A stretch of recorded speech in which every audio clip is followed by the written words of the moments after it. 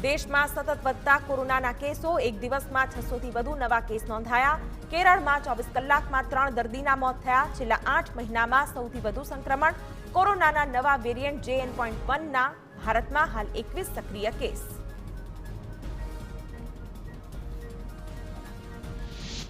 કોરોનાના નવા વેરિયન્ટનો કહેર। મહારાષ્ટ્રમાં JN.1 સબ વેરિયન્ટથી વધુ એક વ્યક્તિ સંક્રમિત। શંકાસ્પદ વ્યક્તિમાં લક્ષણો જણાતા ટેસ્ટ કરાયો। કોવિડ કેસ નોંધાતા રાજ્ય સરકાર એલર્ટ।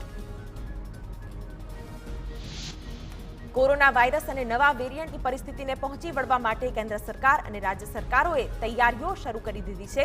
જમ્મુ કાશ્મીરની હોસ્પિટલમાં પણ કોરોના વેરિયન્ટ માટે નવો વોર્ડ ઊભો કરવામાં આવ્યો છે।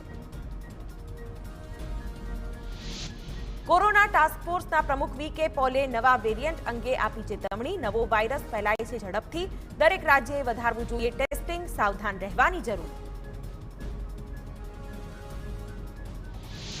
ગોવા, મહારાષ્ટ્ર અને કેરળમાં કોરોનાના નવા વેરિયન્ટની એન્ટ્રી। સૌથી વધુ 21 કેસ નોંધાયા। કોરોનાના ઓમિક્રોન વેરિયન્ટનો સબ વેરિયન્ટ છે JN.1। નીતિ આયોગના સદસ્ય ડોક્ટર વી.પી. પોલે લોકોને ડરવાની જરૂર નથી તેવું કહ્યું।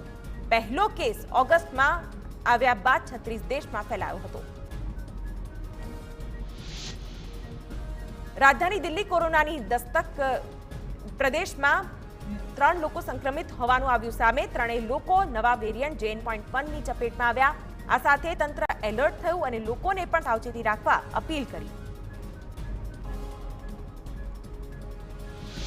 રાજ્યમાં કોરોનાના 13 કેસ સામે આવ્યા। અમદાવાદમાં કોરોનાના 7 એક્ટિવ કેસ નોંધાયા। 7 પૈકીના 5 લોકો વિદેશથી આવેલા હતા। ઓસ્ટ્રેલિયા, યુકે અને સિંગાપોરથી આવેલા છે 5 દર્દીઓ। રાજકોટમાં 2 મહિના બાદ નોંધાયો કોરોનાનો પ્રથમ કેસ। અક્ષર માર્ગ પર રહેતી 52 વર્ષીય મહિલા કોરોના પોઝિટિવ। મહિલાને તાવ અને શરદીના દેખાયા લક્ષણ, થયા હોમ આઇસોલેટ।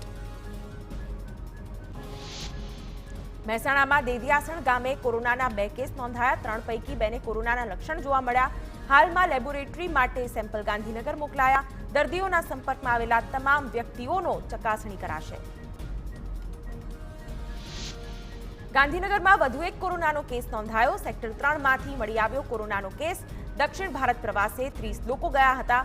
ગાંધીનગરમાં કોરોનાના કુલ 3 કેસ નોંધાયા। અમદાવાદમાં વધુ બેડ તૈયાર કરાયા। તમામ વિભાગના ડોક્ટરો સાથે મીટિંગ યોજી સૂચના અપાઈ। સિવિલ હોસ્પિટલમાં કોરોના ટેસ્ટિંગ પણ ચાલુ કરાયા। કોરોનાના નવા વેરિયન્ટ અંગે રાજકોટ મનપા એલર્ટ। આરોગ્ય કેન્દ્રોમાં શરદી, ઉધરસ અને તાવના લક્ષણો જણાય તો રેપિડ ટેસ્ટ શરૂ કરાયા। જરૂર જણાય તેવા દર્દીઓના RT-PCR ટેસ્ટ પણ કરાશે। આરોગ્ય અધિકારીએ લોકોને સાવચેત રહેવા આપી સૂચના।